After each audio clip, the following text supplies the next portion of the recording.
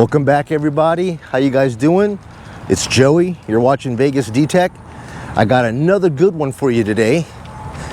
And the name of this report is Man or Vegas versus Mother Nature. All right, guys.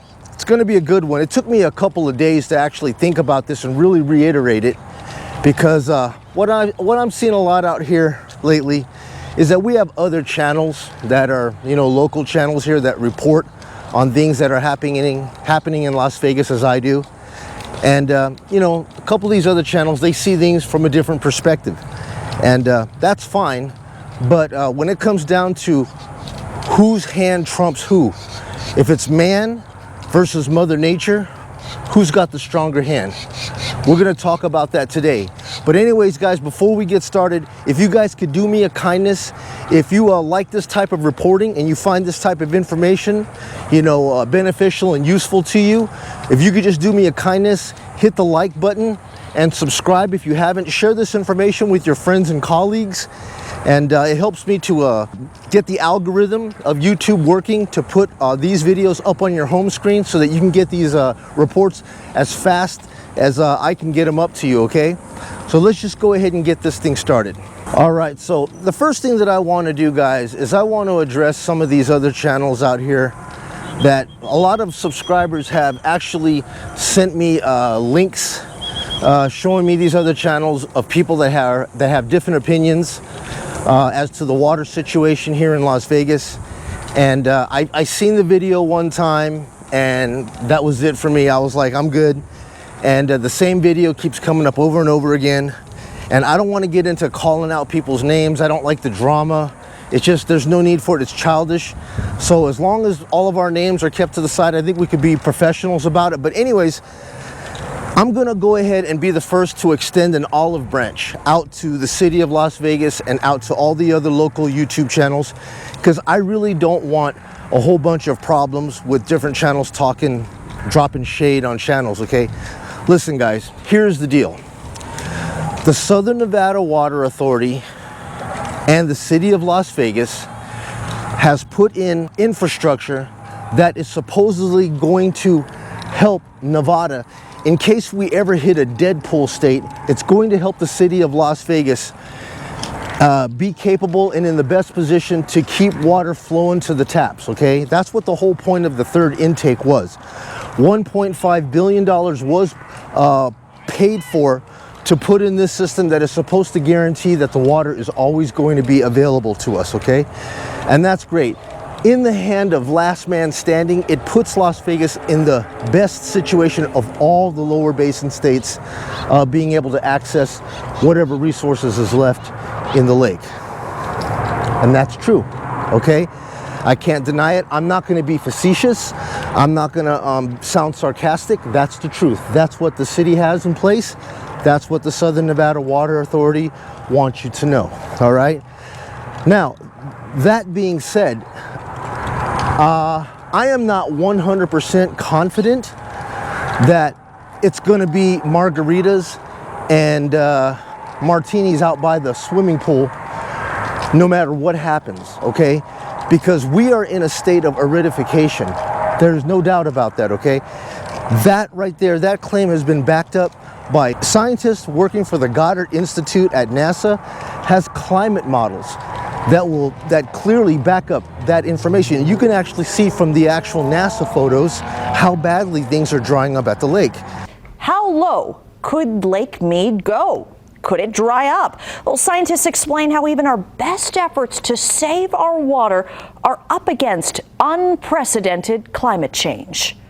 This is not a few bad years. Western U.S. has been basically in a drought since 2000. The message is get ready for a drier future. It's kind of a wake-up call. NASA's message by showing the shrinking water levels at Lake Mead. Brace for the impact of climate change, the worst drought in 1,200 years, and for Lake Mead to possibly keep shrinking. Benjamin Cook, climate scientist at the NASA Goddard Institute for Space Studies, breaks down the harsh reality facing the crucial water source for the western U.S. How bad is it going to get for Lake Mead? Well, we can say with confidence that it's probably going to take a while for Lake Mead to return to full capacity. The hole we've dug, the deficit that we have is just so large. It's really going to take a really monumental effort to reduce water use and just some luck to get the moisture to get things back to the way they used to be. Could Lake Mead dry up this century? Certainly. It's a very real possibility that Lake Mead could dry up. But one thing that's important to consider is it's not just the climate system weather that's controlling the levels in Lake Mead. It's also how much water we use. Even the last 2 years are really beginning to test what's been done. So it's not enough. Right now, probably not. So I'm not trying to be like a fear monger telling everybody, look, man, things are going to happen. Vegas is going to dry out, and sell your home, man, and get prepared for the worst, blah, blah, blah. I'm not trying to freak people out like that, okay? Now, while Las Vegas and the Southern Nevada Water Authority have put those implements in place that is supposed to put us into the best position to survive a drought like this, there are other concessions that need to be made that a lot of people have not even thought of, okay? So I have a clip here with the board members of the Southern Nevada Water Authority, and I have to even write their names out, okay, because I don't know them all, but I know that there was 4 that were being interviewed. So you have Dave Johnson, who's the Director of Operations. You've got John Insminger, who's the General Manager, Greg Walsh, who is the Head General Counsel, and Colby Pellegrino, who is the Deputy General Manager, all right? When they were interviewed, and I'm gonna put up clips here of them actually talking and explaining this, I believe Dave Johnson started out, and he came out with the whole thing that I told you about.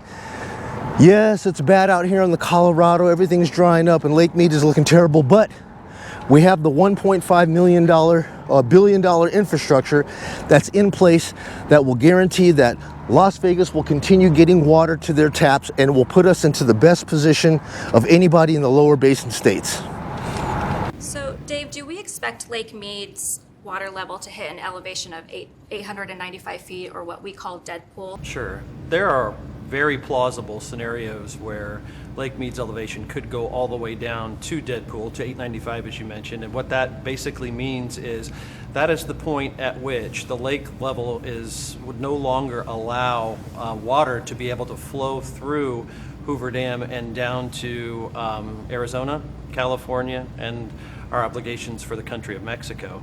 And so we have spent quite a bit of time and energy as an organization over the last decade plus in preparing for that with infrastructure. So we are in by far and away the best shape on the whole Colorado River associated with access to our resource, and candidly puts us in a much better position than the other lower basin states.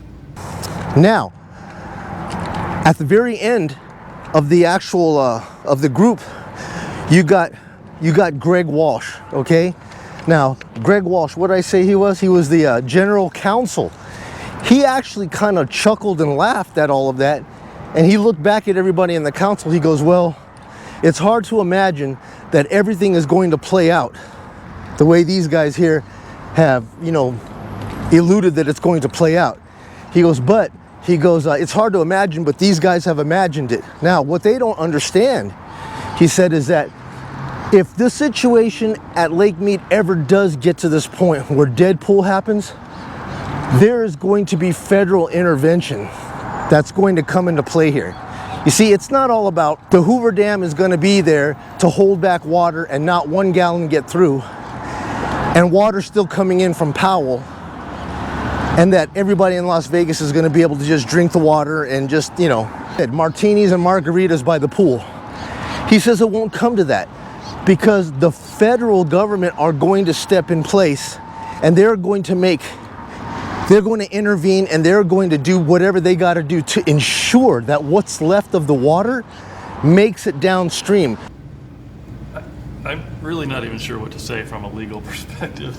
Once we get to the point of dead pool, right, where water can't go through the dam, we've got, 96.4% of the allocation in the lower basin not getting to where it needs to go. So the notion that we'll end up at dead pool is hard to imagine. Fortunately, these folks did imagine it 15 years ago, But as we approach those kinds of levels, we would fully expect the Secretary of the Interior and maybe even the Secretary of State under the treaty to take actions unilaterally with respect to those types of levels that would cause at least some amount of water to get through. So those are scenarios that are frankly difficult from a legal perspective to imagine, because of everybody on the river has their special law, right? This is my particular piece of the law of the river, and I think that's the most important piece. It generally goes down a priority system where it's treaty, it's compact, it's statute, and everybody's got their reason that they should be getting a piece of that water coming through the dam. And it's going to be very difficult to manage the system if we get to that kind of level, but it'll have to be done.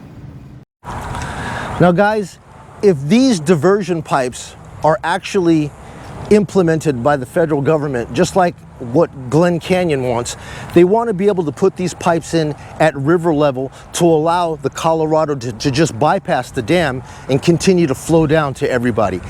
Now, what if the government, if the government decides to put in diversion pipes at Glen Canyon, they're going to put in diversion pipes at Hoover Dam. There's no doubt about that. Now, if the actual Colorado River is now basically turning into a regular river and allowed to flow as a river without any dams blocking it, I do not know that there will be enough water flowing around and over to the intake pipe. What if the water is not able to flow over to the intake pipe? Let's take a look at where that third intake pipe is actually located to address what it is that I'm trying to talk to you about.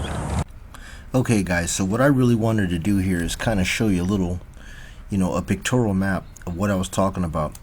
As far as the intakes, right? Intake pipe 1 and 2 is located right here off of Saddle Cove. So if you take a look at this, the Marina is right here, okay? And then right around this peninsula, you'll just come around this peninsula, and then the Hoover Dam is right there, okay? And when you take a look and you try to find where these intakes are, we're still here in this place called Saddle Island. Intake 1 and 2 should be situated right in here, and a lot of people think that the third intake is actually located right here in the deepest part right around here, but that's not the case. Actuality, the actual third intake pipe, they put a tunnel through here all the way out to here, and it's actually located like right in this area right here. This is where the third intake is located. So if we take a look at this right here, you can see what I'm talking about. So on Saddle Island right here, the first intake is right here, which is already out in the air, and then you got your second intake right now that's down in the water. And a lot of people would think, because if you take a look at this rendition right here of the pipes, it shows it as first pipe, second pipe, and then down at the lowest is a third pipe. But this is just a rendition. This is not actually how it is, okay? But what it is right here, this is what it is. Alright, so you're taking a look here and you can actually see first intake, second intake, and the third intake is actually tunneled out under the lake all the way out past this junction right here, and right about there, that's the deepest part of the channel, and that's exactly where the intake is. So if we go back to this right here, that's going to be out through the channel and right about here. That's where it's located. Now guys, I have right here the Southern Nevada water cycle.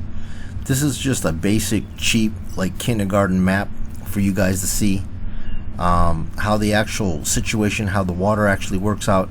Starting from the Rockies here, the snowpack melts, flows through the Colorado, and it goes into Lake Powell right here. Glen Canyon Dam is right here, which holds all of this back, this reservoir water.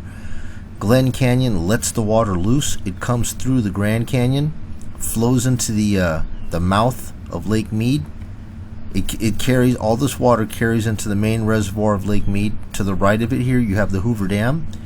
That lets it go, and it spills down into the rest, and the Colorado flows this way. So really, it comes out here, Rockies, through the Colorado, all the way down through Grand Canyon, through the mouth of Lake Mead, through Hoover Dam, and out and down to Arizona, California, and Mexico.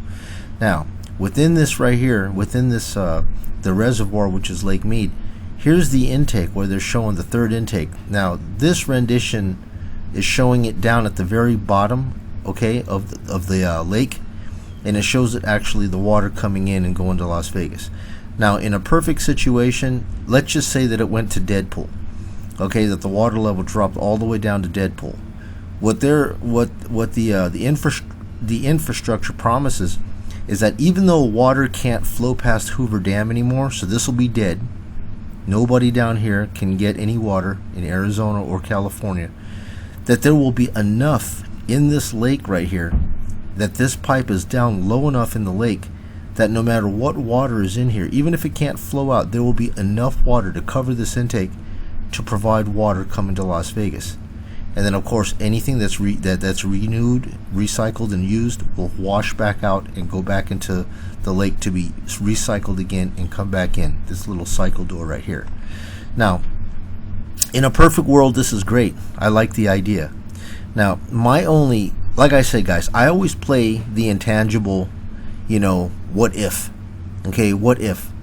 Look man, my wife works in the sports book, and I tell you, every time that the betting is too strong going one way for a team, I end up taking the points and going the other.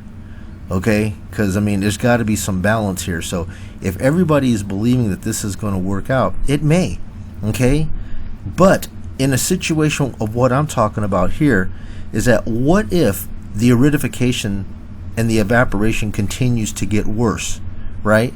Now these two lakes are almost the same when it comes down to percentages of full. I believe this has 27%. This Powell should have 27, 28%. But if these systems here stop becoming a reservoir and instead everything is going to continue to flow just like a regular river, Now the rivers, the Utah Rivers Association, the people over there were saying that in my last video, they're saying that this dam was never intended to work below dead pool. And their concern is that they're not going to be able, if they're at dead pool, they're not going to be able to let any water out, any. So this whole cycle here that everybody is saying should work perfectly, the water backs up here, nothing comes out. Water continues to come in, they drink it, and it's all a party in Vegas. But what the Utah's River Council said is that they do not have the infrastructure set here to allow the water to flow at river level. And if that's the case, they're going to be sitting at dead pool. Nothing is going to flow through the Grand Canyon. Nothing is going to come into Lake Mead. And at that point, all we have here is a closed pond situation. And then what do you think is going to happen when you continue using this water with nothing coming in, right? That's the one situation that I'm concerned with. Now, if you take a look at this right here, this is what they were implying needed to happen. You see here, these are the intakes right here. These are the intakes where you've got the different tiers of water as it drops down. Once you get down to dead pool, which is right down in here, the water can no longer flow into these intakes to come through and out to come to Lake Mead, right? And what the Utah Rivers Council is trying to ask for is they want to get the budget from the federal government to help them put this pipe in here. You see where this pipe is located? This pipe is located at river level, okay? So they want to be able to say they want to be able to have their dam operate at any level, whether it be at full cycle, you know, mid-cycle, whatever tiers they are, or even at dead pool or below dead pool at river level. They want to be able to put this pipe in, okay? So what I'm trying to say here is that if they are going to, if the federal government approves that to happen over here, they're only going to approve it to happen over here too. Why? Because California and Arizona is not going to sit idly by and allow water to back up here just for Las Vegas to use. They are going to get their share of whatever water comes back behind here. So if these lakes turn into dead pool and they put in that pipe that I'm talking about, right? If they put in this pipe right here at Hoover Dam, now what happens here? It changes the whole ball game, because then everything could actually flow as a normal river would flow, with no reservoirs backing up. The Hoover Dam is not going to produce hydropower, and the Glen Canyon Dam is not going to produce any power. And with the workaround aqueduct that they put in there to allow the river to flow at river level, it's just going to allow the water to flow straight through the dam, through the Grand Canyon, out here, and then straight through Hoover Dam and out. Now at that point, when they allow that, nobody anticipated that the water would be able to be allowed to flow at river level. If they allow the water to flow at river level, this intake is located somewhere about right here. So let's just say this is Saddle Cove. That third intake sits right there. What if everything here is actually drying up towards the dam, right? Everything dries up towards the dam. Now, all of a sudden, if they poke that straw down here and they allow the river to actually flow like a river, this thing could miss that intake. The water could actually miss the top of this intake. I mean, it's you know, it's something to think about. I mean, if somebody else has an idea, you know, leave your comments, tell me down below. But these are the things that I worry about happening. Like I said, dude, if this stuff never actually happens and this stays the way it is, then yes, it gives Las Vegas the last man standing and it all works out. But everything that happens in this system right here, all right, it is all based on what happens in this system around here. If the snowpacks don't get better and it flows into the Colorado, if the water can't make it to Glen Canyon and actually back up to allow water to flow into Hoover, this whole system might be in jeopardy of what's being played out. That's not trying to be a fear monger. I'm just letting you know that could be what happens. So guys, I really want to say I appreciate you folks, you know, contacting me, you know, through Messenger, giving me all these, you know, updates and reports and everything. I appreciate that. And like I said, so many of you have been giving me links to, you know, these other YouTube channels. And guys, listen, everybody has a right to their own opinion. Those are their opinions and they have a right to it. And I have my opinions and I have a right to mine. I am not aggressively going out to say anything negative about those channels, and I really don't even care. You know, in my opinion, I'd rather act as a preparer. I'd like to think more along the lines of what if and how I can survive if the what if happens. But anyways, guys, I'm not trying to create animosity or bickering between channels. I already said what I said in the beginning of this channel, that the Water Authority and the city want everybody to know that they have done everything they can with the new infrastructure of the third pipe, and it should guarantee that water continues to flow to your faucet for many years to come. And that's cool, and I hope it turns out that way. Now guys, I've been in Las Vegas since I was 15, back in '85, when there was about 560,000 people here. And I think that I am, you know, best qualified to make the statements that I make, because to know where a city is going, you have to know where it came from. And being that I've been here since I was 15 years old, I've probably been out here pounding this sand longer than some of these guys have been alive. So I'm not trying to fearmonger or anything like that, but I just want you guys to be prepared. If you guys have property out here in Las Vegas, if you have friends, family, loved ones, yeah, you might want to pay attention to what's going on out at the lake, okay? If you are considering moving to Las Vegas and buying property out here, you might be, you know, best to also take that into consideration, that this thing is happening and it's real out there. I'm not telling you not to come. I'm not telling you not to buy. That is for you to decide in the end. But if things do go bad, I don't know how it will affect real estate. If you are coming out to a city whose water source is at Deadpool, I don't know how that's going to affect real estate prices. I'm not a realtor. My channel is not about all that. We're just here to state facts. And I try to give you as many clips from news, try to give you as many articles that I can find from actual reputable places like college reports and, you know, from scientists, man. I mean, I'm not a scientist, but I've showed you what scientists clearly think about the situation. And like I said, if I find that the news is going to report on something and I come out and I reiterate what the news says, how is that bad? You know, the news said it first, and I'm just following up on what they say. So anyways, guys, that's all I have for you folks today. I hope you guys found, or got some information out of this report right here. Like I said, guys, if you found any of this information, useful, and you like this style of walk and talk reporting, please do me a favor and a kindness by hitting the like button and subscribing so that I can, like I said, appease the algorithm for YouTube to keep these videos fresh and hot on your homepage. All right, guys, so that's all I have to say for today. I hope you guys are doing well. I'm gonna run. It is hot. I think today is like 106 right now. And I'm gonna get out of here and do some editing and get this report ready for you. So you guys be well. I'll see you guys later. It's Joey. You're watching Vegas D-Tech. I'll see you guys later. Bye now.